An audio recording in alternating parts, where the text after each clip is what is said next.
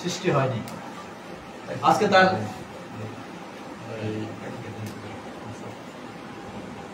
তাকে অভিনন্দন জানানোর আমরা করি অনুষ্ঠান হয়ে যায় না, কারণ তার একটা সুযোগ হয়েছে সবাই প্রত্যাশিত এমন একটা রাষ্ট্রে যাওয়া, যারা আমরা বেশিরভাগ মানুষ প্রত্যাশা করি, সেই সুযোগ তার হয়েছে, বিষয় হয়েছে, সে বিদেশ পাড়ি দিবে, ঘুরে আসবে। আমি মনে করি এটা তার জন্য ডিস্ট্রিক্ট বিদায় অনুষ্ঠান না, অভিনন্দন অনুষ্ঠান। আজকের অনুষ্ঠান আর উপস্থিত আছেন আমাদের উপজেলা জামাতের সহকারী সেক্রেটারি জেনারেল মেজবাউদ্দিন ভূঁইয়া, জামাত ইসলাম কবিরহাট পৌরসভা শাখার সংগ্রামী আমির মাওলানা ফজলুল্লাহ, কবিরহাট পৌরসভা বিএনপি সংগ্রামী সদস্য সচিব জনাব হক এবং বাজার কমিটির সহসভাপতি জনাব আহসানুল্লাহ, আমাদের পৌরসভা বিএনপির যুগ্ম আহ্বায়ক শামীম সহ অনেক নেতৃবৃন্দ আছেন, বিভিন্ন দলের নেতৃবৃন্দ আছেন, ব্যবসায়ীবৃন্দ আছেন, আপনাদের সবাইকে সংগ্রামী সালামের শুভেচ্ছা জানাচ্ছি। শুরুতে একটা কথা বলি যে একটি বিষয়ে আমাদের তোয়াজ্জুল বলতে গিয়ে হয়তো উনি সঠিকভাবে বলতে পারেনি অথবা আমরা সঠিকভাবে বুঝতে পারিনি। একটা বৈঠকও এরকম মতবিনিময় মতবিনিময় হতে পারে, এটা এখানে শেষ, এটা এখন আলোচনা নয়। কিন্তু আমাদের সমস্যাটা কিন্তু এক জায়গায়, আমরা সহজে কিন্তু সবকিছু ভুলে যাই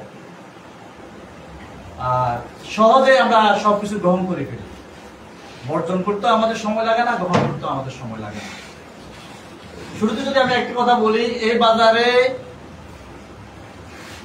আলোচিত 2-4টি হামলা আছে দোকানে। প্রথমটি হচ্ছে কবিরহাট পৌরসভার মেয়র ফখরুল ইসলাম দুলালের দোকান ভাঙচুর। দ্বিতীয়টি হচ্ছে আজকে তিনি বক্তৃতা দিয়েছেন একটু আগে তোফাজ্জল ভাই, ওনার সেই দোকানে হামলা হয়েছে।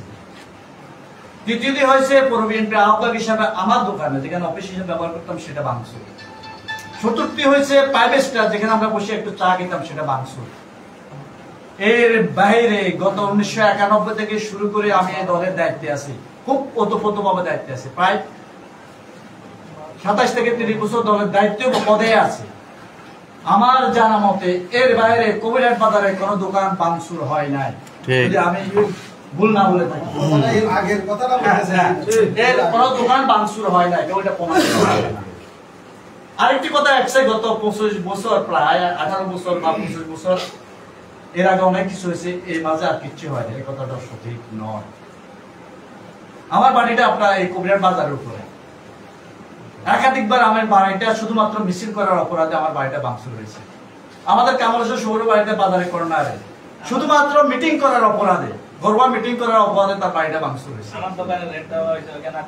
এই যে আমাদের বরারউদ্দিন ভাই, ওনার দোকানে সেরকম ভাঙচুর না হলো, আমাদের কালাম ভাই দোকানে, কালাম ভাই এই যে আমাদের ওনার দোকানে ওনার হাতটা ভাঙিয়ে দেওয়া হয়েছে। এটা ঠিক গত 18 বছরের ঘটনা, এরকম অনেক ঘটনা এটা আমি তো বলছি যে আরো ছিল 4-5টা দোকানে হামলার মধ্যে একটা দোকানে হামলা ওনা। এমনকি গত 18 বছর হয়েছে দলের আদর্শ বহন করেন, ওনাকে সে দলের কথা মুখে আনার সুযোগ দেওয়া হয় নাই। এটা লুকুচুরি কিছু না, হয়তো যারা দায়িত্বে ছিল তাদের মধ্যে অনেকে বলতে পারে ভাই এত সামান্য, এত সম্মুখের, এত সম্মুখ, কিন্তু এটা সত্যি। তাহলে আমরা এই কথাগুলো ভুলে গেলে চলবে না। আমরা অবশ্যই বেটার সেন্স চাই, আমরা সেন্স চাই, তবে সেটা হচ্ছে বেটার সেন্স, নিঃসন্দেহে।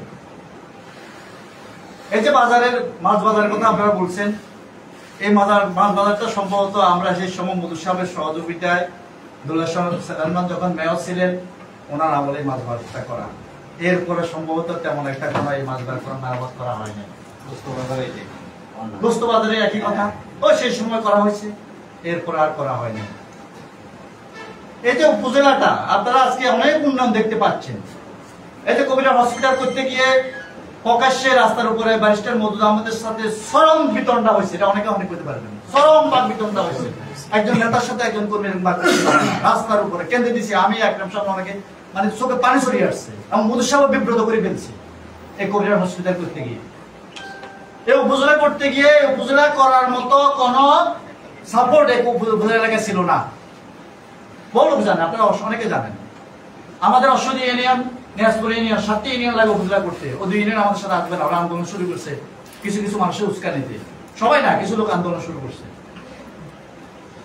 পরবর্তীতে সুন্দরপুর ইউনিয়ন, সাপড়াশি ইউনিয়নকে তাপ করে খুব অল্প সময়ের মধ্যে 2 ভাগে বিভক্ত করে 7 ইউনিয়নের দাবি শর্ত পূরণ করে জাতীয় একনেকের বৈঠক একেবারে 1 মাস, সম্ভবত 1 মাস থেকে 2 মাস পিছিয়ে দিয়ে, এই নজির বাংলাদেশের স্বাধীনতার পর বাংলাদেশের ইতিহাসে নাই। এটা একটা নির্দিষ্ট সময়ে উন্নয়ন বৈঠক হয়, এটা কখনো পিছানো না, নির্দিষ্ট বৈঠকে নির্দিষ্ট সময় হয়। ব্যারিস্টার মজুমদার আদর্শ সে বৈঠক পিছিয়ে দিয়ে এই কবিরাটকে উপজেলা করছে।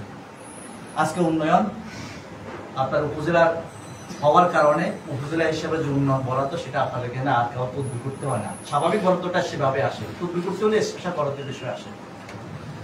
বলতে গেলে অনেক কথা, এই কথা যদি আপনারা ভুলে যান আমরা তো নিরুৎসাহিত হব।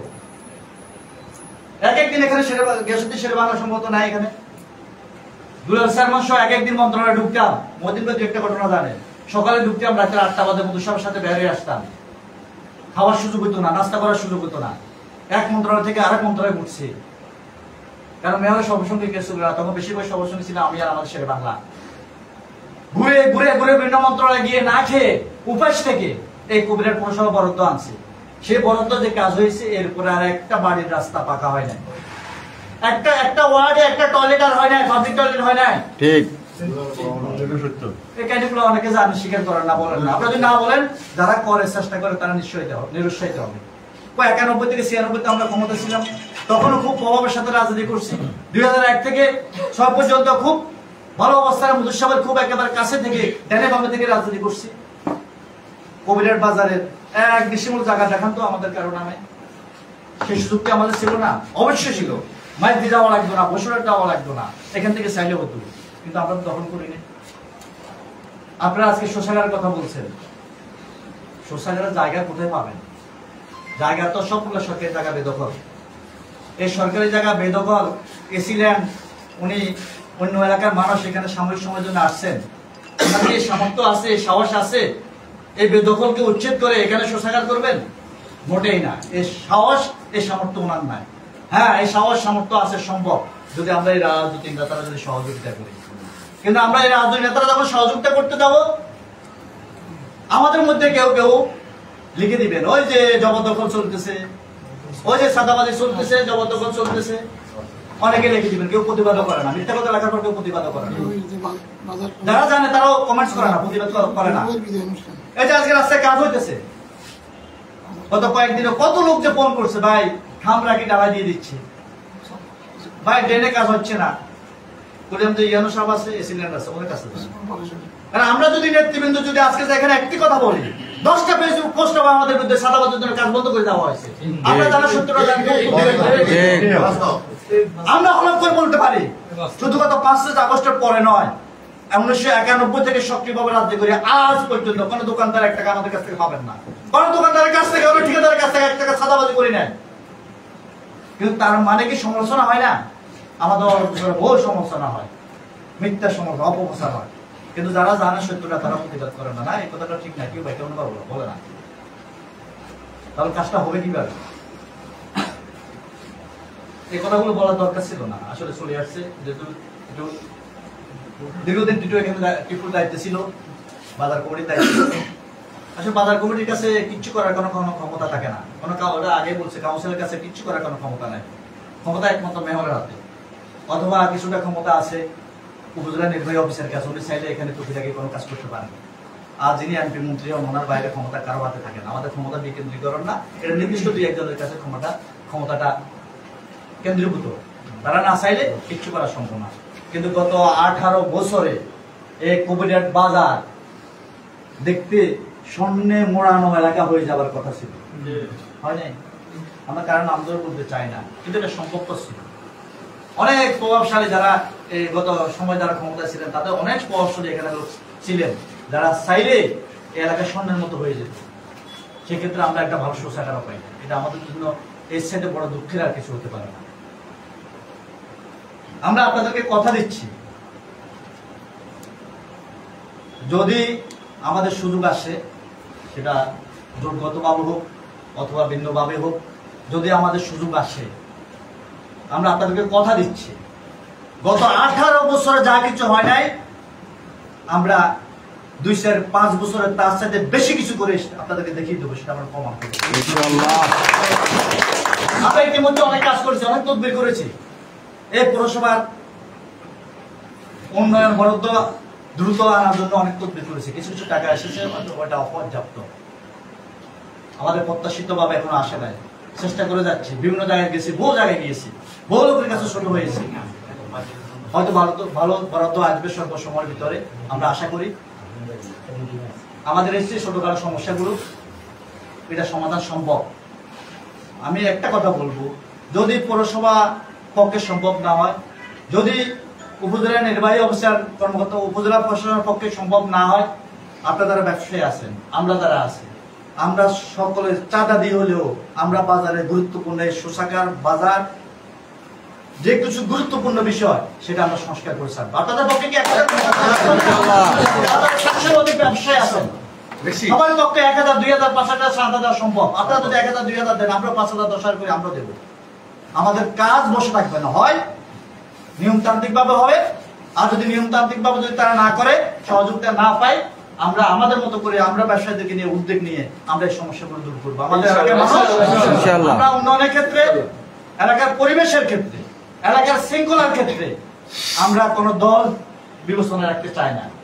এলাকার আমরা মানুষ সবাই যারা ভালো মনের মানুষ, গুটি কয়েক, একেবারে গুটি কয়েক চিহ্নিত অপরাধী ছাড়া বাকি কারোর সাথে, আমরা বহুবার বলছি, বাকি কারোর সাথে আমাদের কোনো বিরোধ নেই, কিন্তু গুটি কয়েক চিহ্নিত প্রমাণিত অপরাধী যারা, তাদের সাথে আমাদের কোনো আপোষ নাই, কোনো সম্পর্ক নাই। তারা আমাদের কাছে দূরে থাকুক, ডানকে থাকুক, তাদেরকে আমরা খুঁজতে যাবো না, কিন্তু তারা যাতে প্রকাশ্যে না আসে, বিরোধ সৃষ্টি না করে।